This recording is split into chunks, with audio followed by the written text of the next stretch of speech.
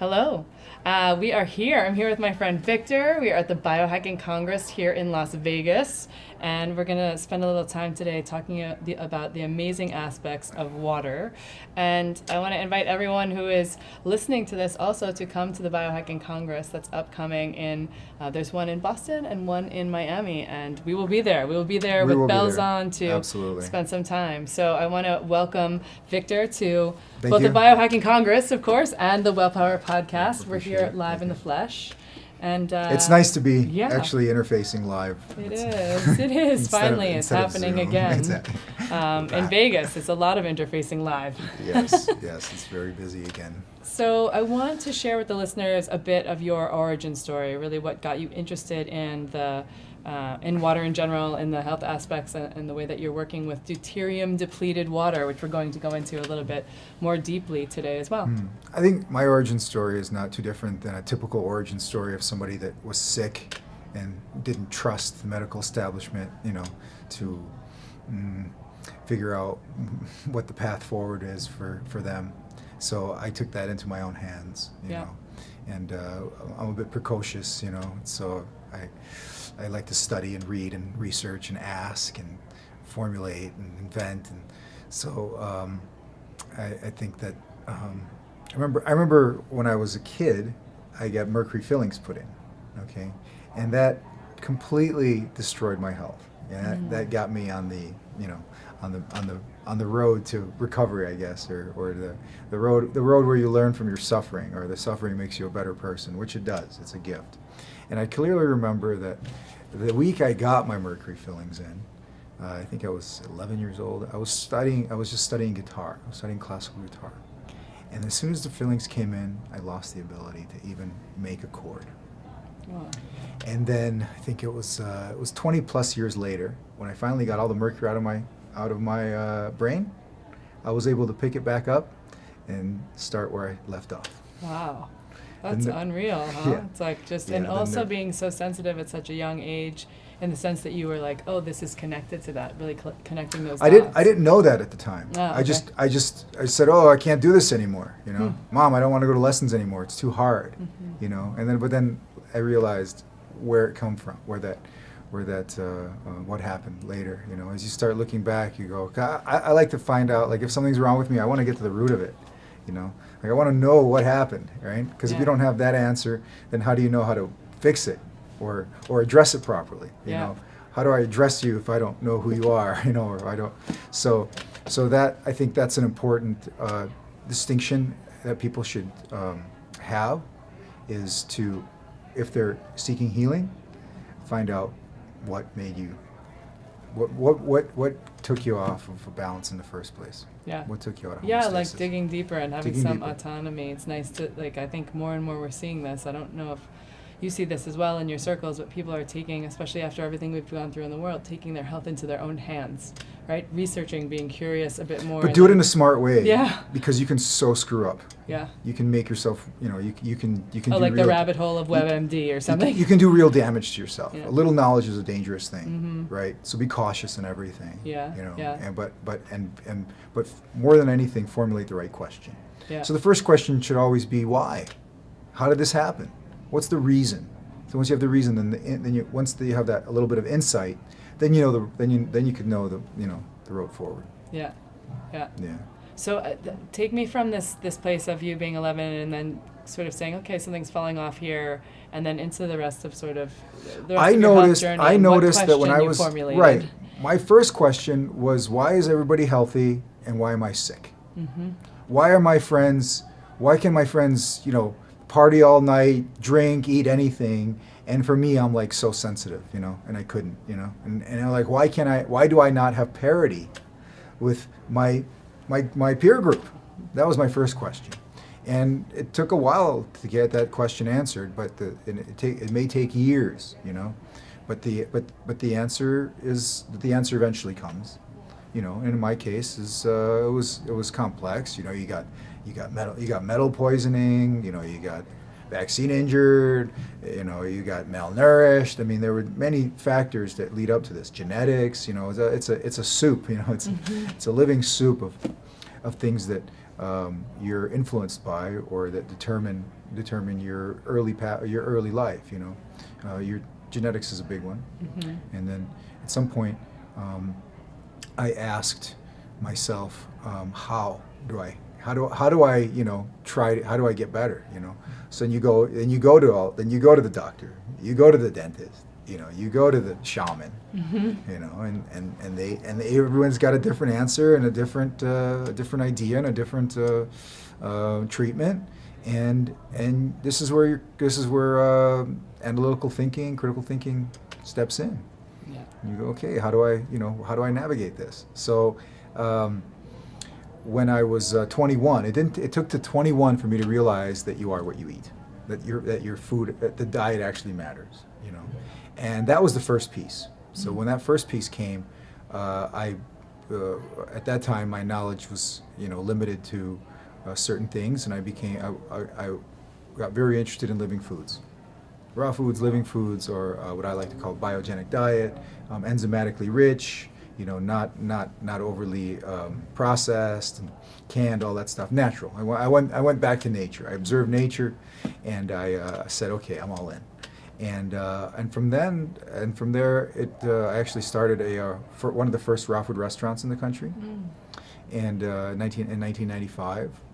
And but my hunger for knowledge, didn't stop, because I was still rather sick. At least I imagined myself sick, and I was, because I would, I tested my mercury levels, and they were through the roof. So, yeah, I was gonna say, on the road of, did you start around 21 doing some lab testing as well, or did that come a little later? that came much later. For me, it was just sitting, and I got into yoga. Mm-hmm. Okay, and yoga gave me a lot, because it gave me the ability of self-inquiry. Mm-hmm. So you just shut down your mind, and you ask the question, and then, or you just observe. You just observe your body, observe your mind, what thoughts come up, what pains come up, what where the energy wants to take you, and you get certain answers. And in my case, when I was by the time I was, I think, 20. By 22, I knew that I needed to do something. I had a problem with the dental problem with the I think it was 8 fillings. So that was 1995. So I moved to Hawaii, and I actually was bothered by these fillings. I was so bothered. In fact, when I was in first grade, I remember my teacher kind of telling me to shut up, because my fillings were modulating AM radio, like they were making noise. Whoa. They were vibrating. Wow. So this is not good. No, I know, it's also this just this is not good. And I would have that. I couldn't sit still. This was before ADD and ADHD was really started diagnosing people, but I had it. I had very bad ADD, very bad ADHD, and I realized I couldn't sit still, and I didn't feel comfortable in my body. I didn't know how to be in my body. That's why I went to yoga. And what happened next? So I found this dentist, and he was just a conventional dentist.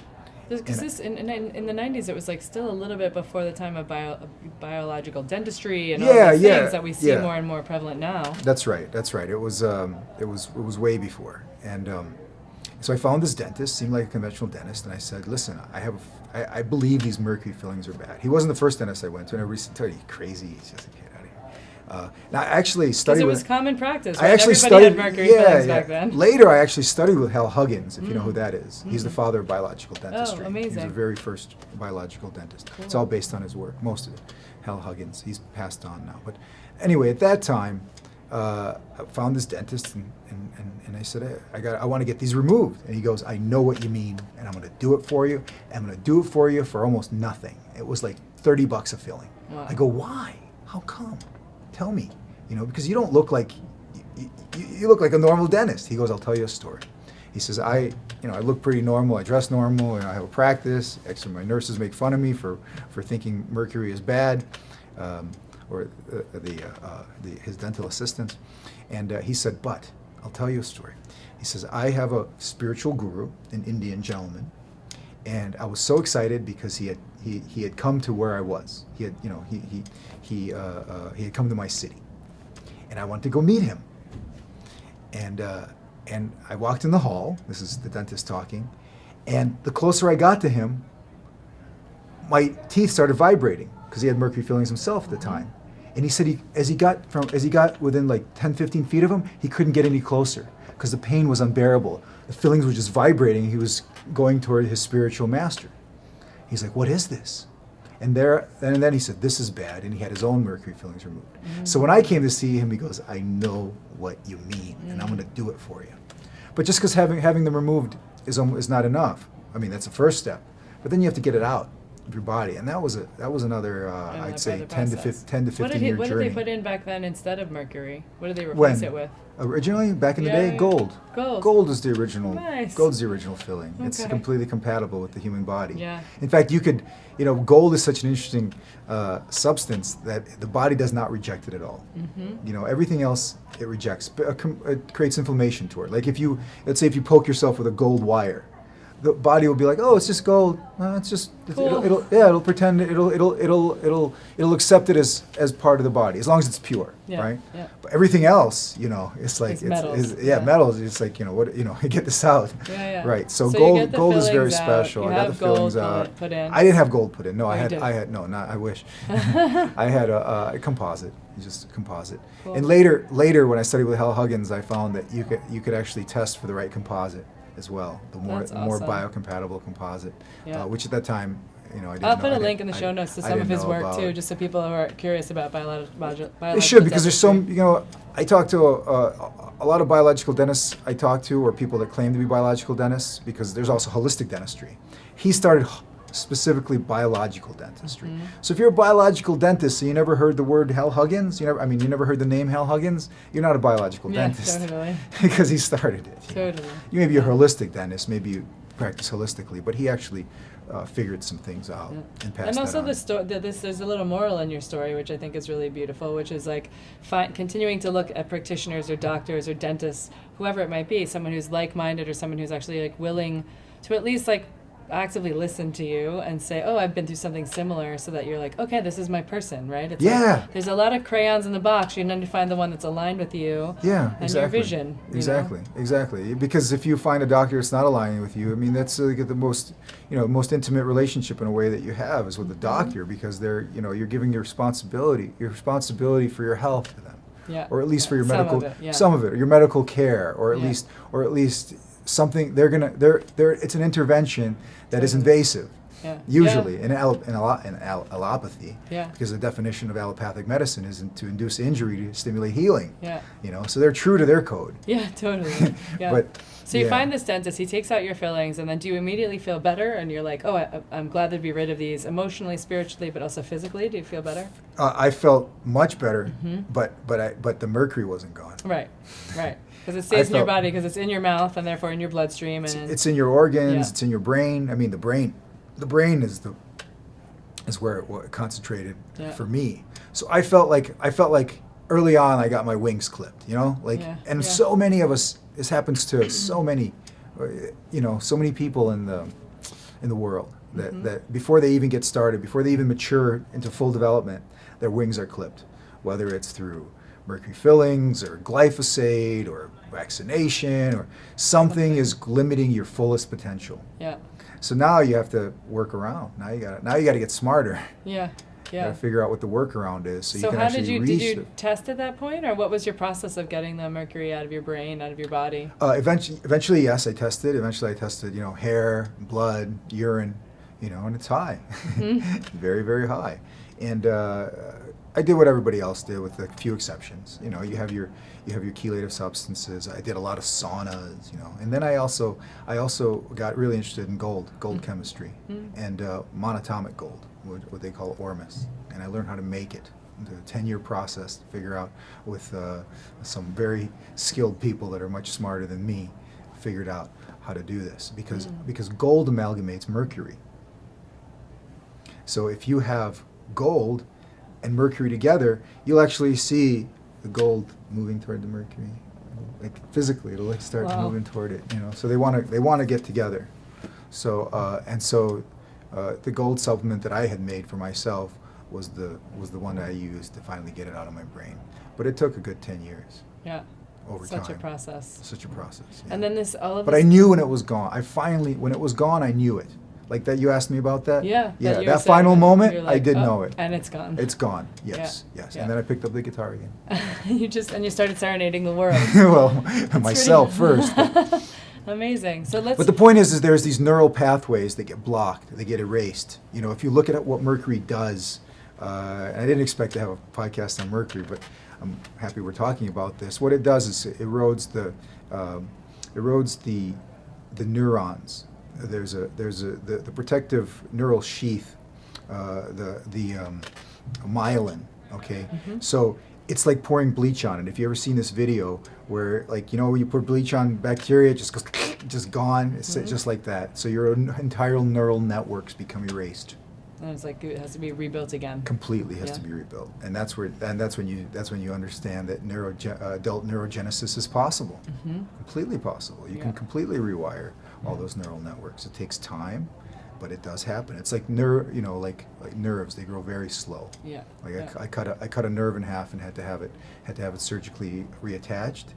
It ended up healing, but it took 3 years. Yeah. Nerves grow very slow. It takes time. Takes So then you time. have this really beautiful like science brain and introspection, and you're figuring out all these challenges with your own body. And then let's turn the conversation a little bit to water, which is like why we're here. The mercury thing is fascinating to me because Freddie, who you know, talks a lot we have conversations in the biohack community. Yeah. It's not just him, but it's like says a lot about the future of medicine being what we take out of our body versus what we're putting into it. Like, Exactly. of course, we need to eat well and do the things we Exactly, know from a exactly. lifestyle standpoint, but it really resonates with me that we have to be testing things, checking things, getting them out of our body, shifting the state of our being by using the various different tools in the world around that. And so When you this put kind a- of leads to this water conversation too, yeah? When you put something in your mouth, you made a contract, right? You agreed that is going in here. Yeah. That was a contract. Yeah. But you don't have a contract when you're exposed to environmental toxins and contaminants. You didn't agree to it, Yeah. but you got exposed anyway. Yeah. So you're under attack in a sense. So now you have to get these things out. And, we're water beings, 98.8, almost 99% water by molecular weight. So I was quite interested in water from a very young age, not too young. I think I didn't really understand. When I first had my first conscious kind of experience with water, I think I was 16, and till that time, water was water. And then I got this. My friend gave me this. It was called as a Canadian glacial spring water called Canadian Music, I believe it was. It was in a triangle bottle, and so I drank this. I go, oh my God, why is this taste so different than this? Then, like, That was the tap first water. question. Yeah, Yeah, yeah. that was the first question. What is this compared to this? Because now that I've tried this, I can't go back to this. So I have to pay for this. It has to come from Somewhere thousands else, of yeah. miles away when I can't. When I got corrupted very easily in a good Yeah. way. Yeah, yeah. Right. It's like so that brought me to a question. What is the difference here? Right. And then I started researching water, starting with Victor Schauberger and other water scientists, but primarily Victor Schauberger got me interested because do you know who Victor Schauberger was? Yeah. But let's talk a little bit about him. Yeah, what made me interested in Victor Schauberger is he was a naturalist. So now you have this incredible excuse to go into nature, right? So I became a spring hound. I would just go find all You're the like springs. bringing your jugs to I the would- springs. Jugs, meters, TDS tester, ORP meter, pH. I was just like, I want to quantify why is this different than that. Yeah. So I just started studying, and then I moved to Hawaii, and I just water. It is water. It's surrounded by water. You're swimming in water. You hike the springs. It's everything. Water is prime in your consciousness. So, but Victor Schauberger did a very interesting experiment, and I share this one a lot. And he did an experiment where he had a person, or one. I think he did multiple people, but let's say take yourself, have a liter of water, which is a kilogram, and a liter of water from the tap, from municipal tap, and fresh from the spring. So if you drink that liter of tap water on a scale, you will gain that kilo. It's like you got a kilo here, kilo here. Okay? Scale tells you. Drink a kilo of the spring water, a liter, and the scale doesn't change. What is going on? Right? Did it just automatically turn to light or something? Like and magic. go like magic. That really just, opened my eyes that there's so much more than we understand. Yeah. So much more. So that's what got me in the water. And then standing under waterfalls is another favorite of mine. So yeah, water is everything. Yeah, amazing. And what else got me in the water was fasting, and dry fasting as well, Mm-hmm. which is not drinking any water. Yeah, no So liquids, no nothing. Yeah. Nothing. So you have a better grasp of what your relationship with water is. Mm-hmm. You know how much you need. You know how how you're surviving without it. You're going for days without water, and yeah, you're thirsty. Yeah. But it's a mind over matter thing, and so you're maybe healing or understanding better your physical relationship with water. Yeah. How it serves you, and Yeah. why it's such a needed piece. We Did take you- it for granted sometimes. Did you know that we recycle 1,500 gallons of water per day in our body? Mhm. I mean, A lot of water. it's constant recycling of metabolic water in our bodies. So this process is never ending. Yeah. And so yeah, that's how And I I got know into that we water. breathe it out when we make energy, so that's part of what we're off gassing. But that's a fractional amount compared to what's staying in our bodies and what's being utilized. Yeah, we can support 20% or somewhere between 20 and 25% of our daily water needs can be recycled. The Mm. rest we have to. It's very Dune. It's It's very. Are you a Dune fan? You must be a Dune fan. I'm not. No, I'm not. They have these amazing suits. I mean, I digress, but they have these suits, and it's like the sweat gets recycled into drinkable water. Oh, right. Whatever. That's for cool. the Dune fans That out works. there, so. Well, we do it internally. Yeah. Yeah, we do it internally. Yeah, and I think if you practice dry fasting or had a, change your lifestyle a little bit to keto, maybe more of your water needs can come from the ability to recycle water, because it's that water that you're recycling, which is the metabolic water, which is the water that your body wants, not Yeah. the water that you drink. Right. So- Right. Which is the thing, which is keeping the cells hydrated and metabolic activity going is more than just, people talk all the time, but I'm drinking 18 gallons of water. I have lines on my bottle that say, good, going, next, almost there, That's but very there's- bad. But there's so It's much. very So bad. talk about that a little, because very you bad. see that on I don't want to say on trend, but you see that it's sort of like a misunderstanding, right? Or it's a misapplication. I of remember a- growing up. It's like you need a gallon of water, and it's and then you get paranoid, or you get because oh my God, I didn't drink enough water today. You get some kind of slight mental illness from it because you think you're always dehydrated because the TV or the people, whoever it is, it got into your consciousness with that little bit. You need to drink 10 glasses of water. You need to drink 10 glasses Well, of we water. do need some water, though. Yeah, we but need you water, but I what want you're you to doing explain, is yeah, exactly. you're shutting down your intuition. Mm-hmm. Because your body tells you when you're hungry, right? I'm hungry, I gotta go eat. Well, your body tells you when you're thirsty too, Yeah. right? Yeah. So just listen to your body. Some days you might need less, some days you might need more. In Yeah. fact, people that drink a lot of water are chronically dehydrated. And that's a question I ask too. Why is that? And this leads into deuterium depletion. Yeah. So, And I do want to add this interesting thing that I was just reading a woman who was synopsizing a study around, I think it's Dr. Stacey Sims, just around there are parts of women's, during our reproductive years, parts of our cycle where we actually have this thirst thing a little shut down because of the way that we're having a progesterone spike in one of the last weeks of the luteal phase. So that's there's little things I think that affect it, right? We still do have to check into our intuition, and there is some physiological difference that can happen, which is fascinating to me, how hormones play an effect in that, how sleep hormones play an effect in hunger and all of that.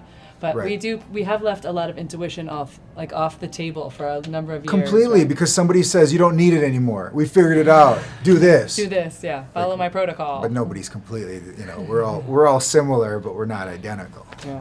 All right, well, So- I want to get to the deuterium depleted water because it's so fascinating to me, and I also think you have a high level of expertise on this, of course, with Litewater and all of this, Right. but for the rest of us laymen out here, we're trying to learn molecular biology and figuring out. And I want to all the explain it as pieces. simply as So, possible. Yeah, let's do that. Because I think it was Albert Einstein says, if you can't explain the complex in a simple way, then you don't know it well enough. Mm-hmm. So I'll explain it very simply, and just trying to think where to start. Yeah.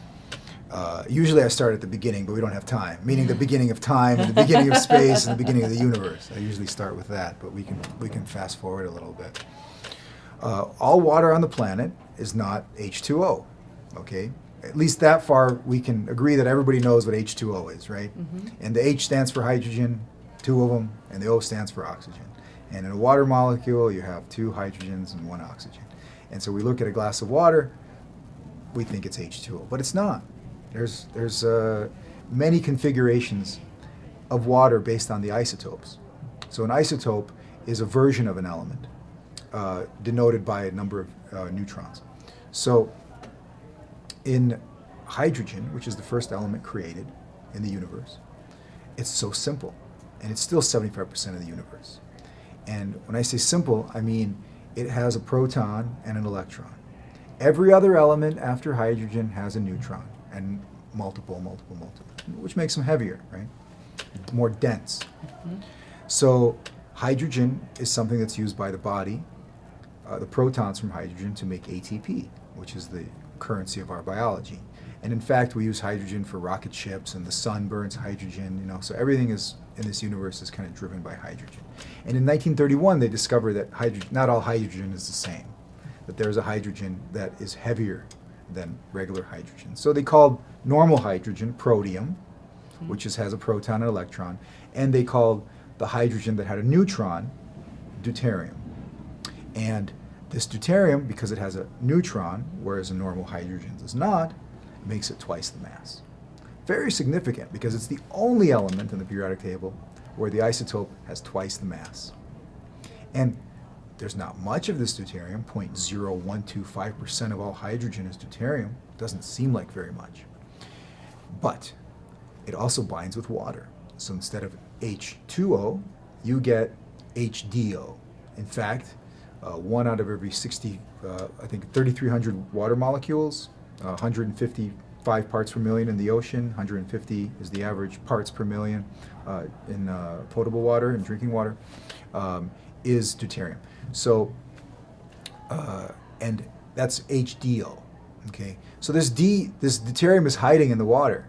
It's pretending to be water. But it's not. It's not. It's only half water. And then you have something known as D2O, which is real heavy water. And that's mostly made in the lab because only 1 out of every 41 million molecules of water have the configuration. And is so some of this deuterium again in the water, hiding in the water because of things that are happening environmentally?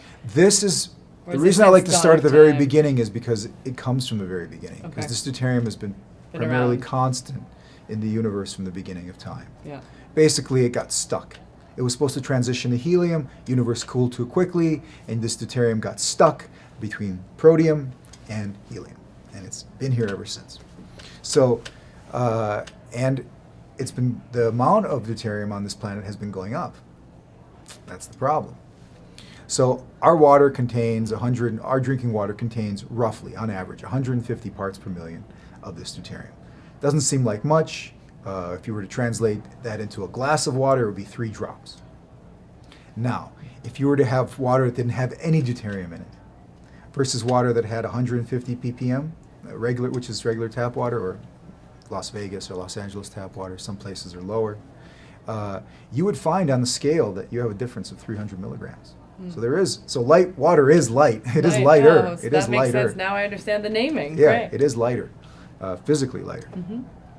So this semi-heavy water, or this deuterium in the semi-heavy water, has an effect on our biology.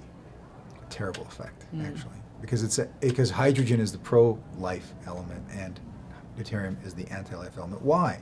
Well, it's twice the mass. So it tries to fit in and take those places reserved for hydrogen, but it doesn't fit. It's like, I make a lot of different analogies, and one of them is like if you woke up tomorrow and you were twice the mass that you are today, you'd have to relearn how to manage yourself and your Yeah. life and everything, right? Yeah. Or if you were, It's like or, if the ocean were syrup or something. Yeah. yeah, or your friends invited you to a party and you showed up with your dead twin attached to your ankle. Yeah. Okay. It'd be an interesting party. Well, they'd say like, leave, you know, don't bring him around here, you know, just why did you bring him around? So it's like it's being dragged along, you know, and it doesn't fit in our biology. And the reason it doesn't fit in our biology is, well, originally it was discovered in the late 50s that there was the original knowledge of this, or what put this on the map, was, well, in 1931 they discovered that deuterium exists, okay, and 20 years later they were looking at a couple populations in Siberia and said, why are these people living so long? They live in a terrible environment. You know, the climate sucks. You know, they're practically Eskimos. Okay, Yeah. and but they have 6 times more centenarians than anywhere else in the Soviet republics or Europe, for that matter. They just had so many more people over 100 and bigger health spans. So they tried to figure out why. A couple of young gerontologists and a biophysicist finally figured out that it was because they were drinking water. The water that they were consuming from where they were living in the glacial meltwater Yeah. was 16% lower in deuterium. They said, oh, maybe this is it. And then they tested it on plants and animals. They said, sure enough, when the water is lighter, things grow faster, happier, healthier, and when it's heavier, the opposite. Slows down life processes. And it took another 60 years to figure out why. Not until 2007, Dr. Olgun, who I personally know, he was dean. He's dean of a university now, medical university, and at the time he was like triple PhD doctor, and he figured out. He said it took him 2 years of mathematical modeling of the electron transport chain and the ATP nanosynthase motor. Figured out that well, let me set this up because a lot of people aren't going to know what the ATP synthase nanomotor is, right? Yeah. Great. So you have these motors. They're physical motors at the nanoscale, and you have trillions of them in Meaning your cells. super small. Super small, Yeah. yeah. Super small. And these motors create, they spin. They spin very, very fast. In every cell. In every mitochondria. Yep, in every okay? mitochondria. Every mitochondria. There's trillions of them. And they produce your ATP, okay? And they specifically run on protons, okay? The proton from the hydrogen, from the protein. And when the deuterium comes in, it doesn't fit. And this is what Dr. Olgun figured out. He said, here's the problem. It's a mitochondrial issue. It's an energy problem. When this deuteron, which is about every 7 seconds, hits that motor, it causes it to shake and stutter, creates a shear, it creates wear and tear, ultimately causes the breakdown of the mitochondria, which puts the cell into apoptosis, which is death, and you're done. Yeah. Eventually first the factory shuts down, everybody goes home, then the cell shuts down. Yeah. You know? So, and this is why when we're young, we might have 1 to 2,000 mitochondria in a cell. You know, depending on the cell, muscle cells have more, etc. But when you're old, or physically old, chronologically old, say 80, maybe you have a couple hundred in that cell. So your factories are shut down. Yeah. You know, Less workers. Everything's going slower. You ship the jobs overseas Yeah. at this point. At some point, no mitochondria will be there, no energy will be produced, and the cell will shut down because it has to. There's There's nothing left. Yeah. Nothing left. So it took this 60 plus years from the time it was discovered that deuterium is bad, and the removal of deuterium is good. And in 2007, he looked at this, and I asked him why. What was your question? What was the question that you asked to do this? And he said, I looked at the blood. I said, you know, we talked about this. 3 drops in a glass of water. That's the big deal. It's no big deal. Well, how much deuterium is in their blood? Well, because we're mostly water, we have 5 to 7 times more deuterium in our blood plasma than glucose, potassium, magnesium, calcium, everything we need for life function. So this deuterium is ubiquitous. There's a lot of it. And because there's a lot of it, every 7 seconds our nanomotors get punched, you know? Like I described it in my talk today. It's kiss, kiss, kiss, kiss, kiss, elbow to the face. Kiss, Yeah. kiss, kiss, elbow to the face. So, and this happens constantly from the time we're born to the time we die. Yeah. And this is the primary, I believe, and the science is now supporting that this is what ultimately destroys your mitochondrial health. So if we're working something in, like light water, like deuterium depleted water, then that is part of, and correct me if I'm wrong, but it sounds like part of the issue is that we continue to drink the water. Like, even at home when I'm distilling water, Right. so I only drink distilled water. Okay, so I'm in adding more to, I'm like adding Absolutely. fuel to the fire of the Yeah, problem. absolutely. It's cumulative, right? It's cumulative, and there's just about nothing you can do to get it out. Now, the water inside the mitochondria is deuterium depleted already, because it's water that your body synthesizes. It's not water that you drank. In the process of producing the energy that your body needs, it also produces metabolic water. And this metabolic water wants to not have as little deuterons in it as possible, the proton and the neutron pair. So this water is 60 to 70% depleted of deuterium. So the body and the cell and the mitochondria try to do everything they can to limit the amount of deuterium that comes into the electron transport chain to ultimately make the energy in the body. So, but it can't. It just, at some There's point, too much there it's we're too putting much. in, It's right? too much. Now, some people might say, well, we had millions, if not billion plus years of evolution to figure this out. Why haven't we? Well, we did. We have complex mechanisms that attempt and succeed many times to filter deuterium, or as much deuterium as possible, out of our mitochondria. However, deuterium levels on the planet have been going Super up. high, yeah. They've been going up. They've been steadily increasing, especially since the biblical flood was a big was a big one for the introduction of deuterium. So deuterium levels have risen over the last 10 to 15,000 years. So what we discovered, when I say we, it's really more of a collective of scientists from around the world that have been doing this research for the last 40 plus years, is that the reduction of deuterium in the body by 15 to 20% will get you to a level to match the state of health for those people that live in those areas where they're experiencing increased longevity and health. Now, will it do it right away? Yes and no. No, because there's a generational benefit here. So people do this generation over generation. It has cumulative benefit. In fact, the studies that were done with mice and canines showed that every litter became healthier, stronger, bigger, grew to maturity faster. Yeah. Okay, so, and the opposite when you start introducing heavy water or semi-heavy water. Yeah. In fact, if you have 30% heavy water, they found that I think by the third generation they were not even able to reproduce anymore. So now you will experience the benefit once you get your body down to a workable level. Yeah. So if you start out at 150 parts per million and you drink deuterium depleted water over time, this is a lifestyle change. This is a Because this is the protocol. big, right, this is the big question or the ask or the big answer is like, so what, like, we need to find the right protocols that are going to, I'm assuming, start with a little bit of a, because it is, you take the light water and you mix it with water you're drinking already, or you're drinking it straight? You could do either way, but if you want to be methodical about it, you mix it. Yeah. You mix it because. And in heavier quantities to be able to reduce the initial damage that's I'll happening? I'll explain it to you. Cool. So we make deuterium depleted water. We make the most deuterium depleted water in the world. We're able to take out up to 99%. We sell a water we sell two types, so 97% and 94% removed. I recommend the 94 because the 97 is just too expensive. It's twice as hard to make, and it's almost just, we did it because we could. Yeah. Right. But if you drink the 94% reduced, which translates as 10 parts per million. So 10 parts per million in this water of deuterium, and regular tap water is about 150. Okay.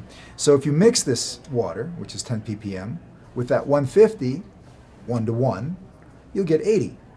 And if you mix it 2 parts of regular tap water or reverse osmosis water with 10 ppm, you'll get 100. And if you I mix saw three, you have all the charts. yeah, so we have that the it's like chart. the Yeah, charts it's to be there. like, It's there. Just hang it on your wall, and you can figure out how to do the Yeah, math. But it's great. Yeah. It's pretty easy. So if you go one to 4, you'll be at 122, assuming you That'd be start like with the 150. least you do, right? 1 to 4. You want 1 to 4 is probably where I would. I mean, some people do 1 to 5 just for economic reasons. They still want some benefit, but they Right, can't right. really afford it. But Right. they'll still get the benefit over time. But starting at like a 1 to 2 is going to give you a little advantage for that initial shifting. Absolutely, you could start at 1. You could start at 1 to 4 or 1 to 2. In the beginning, it doesn't matter so much because you are going to only deplete half a ppm to 1 ppm per day. So yeah, you can gung ho it. I know people that have. They drink it straight. They go in the sauna and they do deplete faster. Yeah. But slow and steady wins the race here. Yeah, You yeah. know, this is not a Marathon, not a this is- sprint. yeah. You don't have to. I mean, maybe if you're like getting ready for some athletic event, you want to have the most mitochondrial perform. You know, you want to have the best. Be in a state of best mitochondrial health possible, then maybe you would do something like that. But we're talking about an intervention for your longevity and for your health span, okay? And this requires that slowly over a period of 60 to 90 days, you can do it in 30, you just drink deuterium depleted water, and you will your body's deuterium level in the extracellular fluid, which is indicative of most of the body, will drop half a ppm to 1 ppm per day. And we actually created a testing lab, deuteriumtest.com, where you can test your saliva, and you could see before and after. Oh, that's awesome. Okay, you could I tell. love a good test. Yeah, you could That's you could great. tell, and then And it's helping, like, incorporating this into people's lifestyles is not just about energy. Like, it seems to me that there are lots of things that are happening when we have cellular dysfunction. It creates dis-ease, right? A number of levels of different dis-ease in the body. So this could be a tool, albeit, again, this is a conversation sometimes about, like, well, what do I spend the money now? It's like, well, do you want to spend the money now, or do you want to try to prevent all the disease that happens later? That's a cost. So I tell people cost involved. I tell people if you're gonna half-ass this, don't do it. Yeah. Because you're gonna spend all this money, you're not gonna get any benefit. Right. You're gonna try It's like something. Get on the protocol Yeah. and stick with the protocol. Yeah. Get on it and stick with it. Yeah. You So you know? say start with 90 days, like just as the first thing. Well, Test before, test after. Yeah, start and 90 days, see the in difference. fact, you could test before.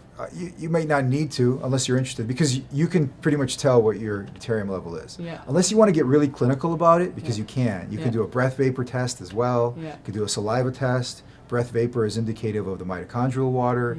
Yeah. Saliva test is indicative of more what the whole body's doing. You see there's a difference there. That'll tell you if your deuterium filtration system is working well or not. Yeah. So you can get clinical. But if you just want the benefit, forget about the measurement. You want the benefit. In the beginning, you know that your deuterium level is going to be about the same as the water that you drink or the Yeah. environment that you live in. Yeah. So if you live in Los Angeles, your body will probably be 150 ppm. Yeah. If you live in Boulder, Colorado, you could be down to 139 or 140 because the water there is slightly reduced in Yeah. deuterium, which is great. Awesome. So because over time that'll have incredible benefit. Yeah. So you just test again after 3 months. Cool. And then you see if you got down to the 120s. Because that's where you want to be. Great. And that first drop in that 30 points, that's the bulk of the benefit there. Now, it keeps getting better if you go down, but the bulk is in the beginning. Like last time I tested myself, I was 100 ppm. Nice. And I like to maintain around That. there because I love the feeling, the energy, you know. Yeah. Everything's just working great. Yeah. But at 120, it's the same. It's just a little bit different. Yeah. Just a little Well, and bit then when more. you get to the place where you're at 100, you're like, yes, I'm at 100. Yeah, I got down to 80, and that was hard to maintain, and that was almost too much energy. Like Yeah. you don't sit at a computer all day with that much mitochondrial energy in your, Totally. you know, Yeah. because you've got energy, you want to do stuff. Yeah, amazing. So- I think it's like this has been super helpful to me, but also I think to everybody who's listening in today to just really get this baseline plus understanding, because it's for me, even in researching it, when you're looking at the research and you're reading a lot of the things that you can find either in online or having conversations with people, it's like wanting to unwind the tapestry of where this is all coming from. So thank you for really breaking that down in a way that is simple Absolutely. enough to understand, so that we can all layer these kind of lifestyle changes in. It's a real. It's. I don't like to use the word anti-aging. I've replaced that with pro-youthing. Yeah, great. So, but it's truly pro-youthing in the sense that I don't think there's anything else that will give you a net energy benefit, because everything at the end takes energy away. Yeah, and this is like the creation of energy. Right? Yeah. And this is this is a true net energy benefit. And I've noticed that the older you are, the quicker you feel the benefit Amazing. of being deuterium depleted. Because the body goes, hello, I didn't expect this. Yeah. I did not expect this at all. Like, I noticed it myself when I got injured. You know, I was drinking deuterium depleted water for about I think 4 months then at that point. And now I've always kind of had all kinds of interesting interventions that I included in my life. You know, so I was already kind of very healthy, or at least feeling healthy, or you know, I felt top of my game. Yeah. Okay, so and. Then I got injured. I went ice skating and I took a tumble and I hurt myself really bad, and I figured, okay, well, I'm in my late 40s, so this is just something I'm going to live with for the next 3 weeks. 2 days, I go, oh my God. You're like, all better. I'm like, I haven't healed like this since I was a teenager. Yeah, that's an important anecdote, because it's like when we start to get all the building blocks in place, Yeah. then the body heals in the way that it needs The to. self-healing and ability. can, So yeah. I had the mitochondrial energy to just heal like I did as a teenager. It's great. And so I tested a good marker for mitochondrial health is reaction time. Mm-hmm. So every time I test my reaction time, I'm like, hey, my reaction time is like a 20-year-old. So I'm fast Yeah, that's because awesome. the mitochondria is fast. Amazing. So for anyone who's moving. like listening and talking about this, like sports performance, overall health, what did you call it? You said not anti-aging, pro-youthing. Pro-youthing. And then will you just share with us where people can get their hands on Litewater, or find out more about Litewater, so that they can do the outreach they need to do to make themselves well? Certainly. Litewater Scientific is the company. Mm-hmm. Drink Litewater is the website, and Litewater is spelled Litewater. And we have a number of other websites. I would start with that one. Mm-hmm. We also hold a summit every year. Our second one's going to come up sometime in the summer, deuteriumdepletionsummit.com. If you go there, you can see last year's summit. We had 8 of the top speakers, 8 of the top thinkers, scientists in the world of deuterium depletion, or as the science is called, deuteronomics. Mm-hmm. This word was coined by Dr. Borrow. She's a leader in this field. Mm-hmm. And basically, deuteronomics is a branch of biochemistry that endeavors to explain how deuterium is managed by the body. And it's you can actually get some very advanced education in this from some very bright people. You could go to deuteriumtest.com to get tested. Deuteriumdepletion.org has a lot of studies that are there. It's kind of like a information site if somebody wants to get granular and start reading the studies. And so and people all have the all option to sort of kind of get nerdy with it, take a deep dive, or also they could order the water and try this 90-day protocol that you're talking about and just really change the game for their health. Yeah, you can. You know what? There's 2 approaches to it. You can just go, yeah, I'm going to try it, don't think about it, and do it. Or you can actually study and sit. That's what I did. Well, You did a lot of the heavy lifting I did. for us. Right. You don't have to. You just don't have to. You can take my word for it, do it, get the benefit, and you don't have to know one thing about the science. I'm fascinated by the science. I'm also fascinated by the history. So if you go to the website, drinklitewater.com, I wrote the history of deuterium depletion, because to me it was Amazing. important to write down the names and the processes and the history of who created this, why it was done, and all that. So it's a fascinating history if you're into the history and provenance of things. Awesome. So- Well, thank you so much for joining me today, and thank you so much for doing all this work and research and really getting your head in the game about it, because it's helping people like me out in the world be able to try these things, understanding that there's literature, science, research, Thank you. and good people behind these That's protocols. what pushes us forward. People call us and say, "Hey, this changed my life." Amazing. I go, "That's incredible, because it's just water," but it wasn't the water that did it. Yeah. It was the fact that this water exchanged the other water. Yeah. Through the mechanism of hydrogen exchange, you drink in light water, you excrete the heavier water. Yeah. And over time, you get to a level balance, and you want to be there. You like it. Yeah. Trust me, you will like it. If you're 120 ppm in your body for an extended period of time, you're going to like it. Amazing. Yeah, the proof is in the water. Cool. So yeah, make sure you check out Victor's brand. You go to drinklitewater.com. Yes. And thank you so much for being here with me today and sharing the story. Well, thank you for having me. I appreciate it. Cool. Yeah.